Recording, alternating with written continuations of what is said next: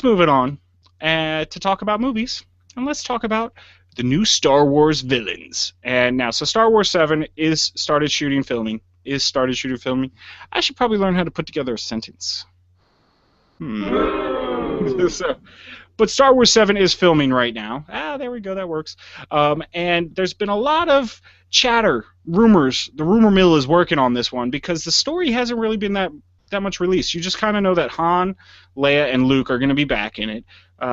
Chewbacca's going to be there because they got the same guy who played Chewbacca from the originals. And that's about all we really know. You know somebody's kind of messing with Luke, but you don't know quite who. And the rumors have been coming out that he's actually going to be facing a group of 3 Jedi hunters. And when I say Jedi hunters, nobody's quite sure what they're going to be, but rumors are, again, that these Jedi hunters are going to be linked to the Star Wars Rebels show, where that takes place in the 20 or so years between Episode 3 and Episode 4.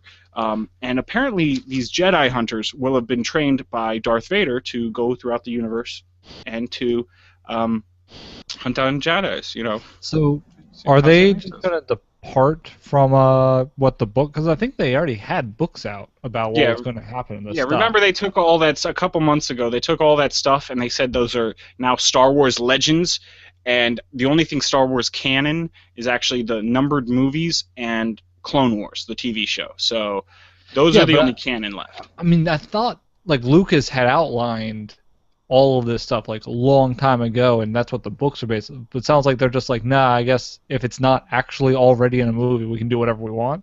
Yeah, pretty much. That's what they've said. So, if it's not Disney related, it's now not real. So it's kind of interesting because I did kind of expect this to be the whole Jedi Academy thing where Luke starts back up the Academy. But this actually sounds like a pretty cool way to do it, and it's not saying that he can't start up the Academy during this time.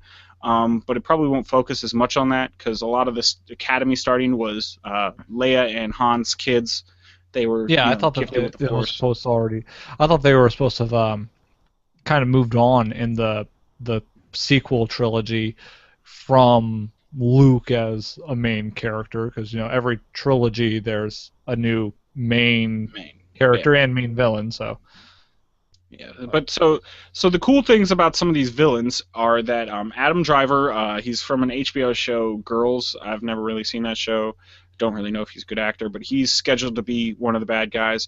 And Lupita Nyong'o, the brilliant actress from 12 Years a Slave, she's actually going to be one of the other villains. Now, there's been a couple other names bounced around for the third villain, but nobody's quite sure who that's going to be yet. But it just seems like a pretty cool take, and now what they're speculating the story is going to be is that in the first movie, these Jedi hunters are looking for something, and, Luke's trying to stop them from getting their hands on some evil artifact or something like that, and it's to resurrect an evil Sith Lord. So I bet in the first movie they resurrect him, in the second movie he has his reign of terror, and in the third movie they eventually destroy him, kind of just like all the other Star Wars films have kind of followed that suit. I don't see how you even have Jedi hunters at this point unless the Academy's... because there's been so much time without Jedis.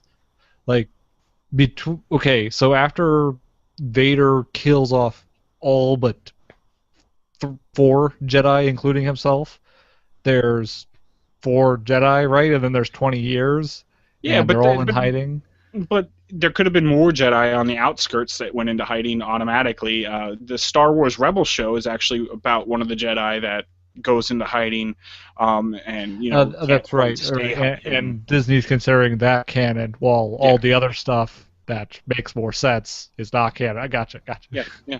Well, so that's what's happening. Yeah. So maybe we'll actually see some other Jedi characters come out of the woodworks, which might be cool. But it kind of seems like, I mean, that's the Star Wars universe. There always has to be balance with the Force. That's why when the Jedi were too strong, Anakin came through and made the Sith stronger.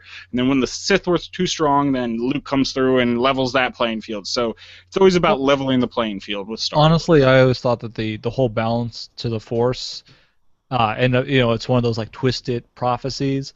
So Vader's Anakin's supposed to bring balance to the Force, and Yoda alludes to the fact that maybe we misinterpreted that, and he brings balance to the Force by killing off most the Jedi, because it was mostly Jedi anyway at that point, but he kills off almost everyone left. Yeah, that's what and I'm saying. Yeah. and Yeah, then the there's good was two good Sith side. and two Light side Jedi was left. light side was too strong, so the dark side had to wipe it out. Then the Yeah, dark but side got too also strong. The light it side. came out to being there was two Sith left, the Emperor and Vader, Well, and there's two always Jedi only left. two Sith. Yeah, there's only always supposed to be two Sith, the apprentice and the master, and then the apprentice kills the master and then gets another apprentice. That's kind of the Sith are weird like that. That's how they roll. Either way, there was only it was 2 and 2 by the end of it. Yeah, So, that's true. so that makes sense. Obi-Wan and Yoda and the two. Yeah, so And then Luke brings balance to the Force by eliminating even more.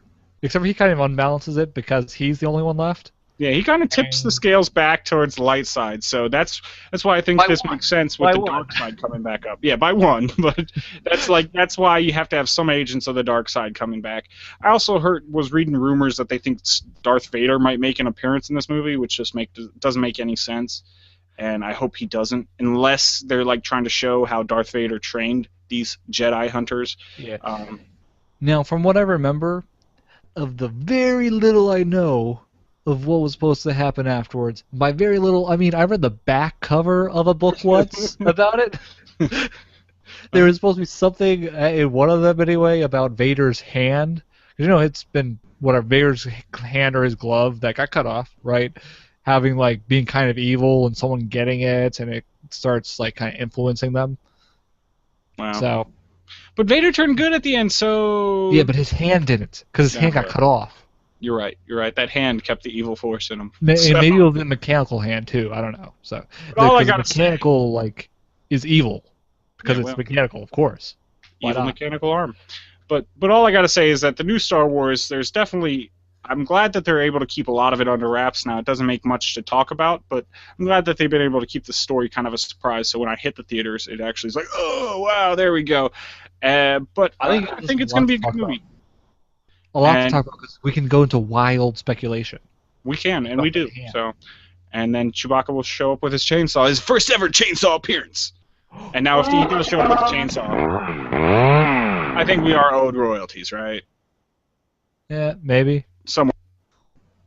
Maybe. Okay, but so I'm just hoping to see a good movie, and it's due out December 15th, I believe, 2015. So not too far away. The key to this movie is going to be whether or not they allow Harrison Ford to just ad-lib as much as possible. I'm telling you, that's actually been the key to all of Lucas's movies ever. Is his ad-libbing? Well, hey, like the most iconic line of the whole Star Wars series is when he's going down into the carbonite and she goes, "I love you, I know," and everybody's like, "Oh, that's G," and he did that himself. That's an ad lib. I think him running away from the soldiers in the first one was an ad lib. He ad libbed a lot of the most famous scenes in Indiana Jones as well, like when he shoots the guy that has the sword. That was just Harrison Ford being like, "This is ridiculous." Yep. So, hey, so that would be cool. I'm looking forward to seeing that. But yeah, so hey, Star Wars coming at you.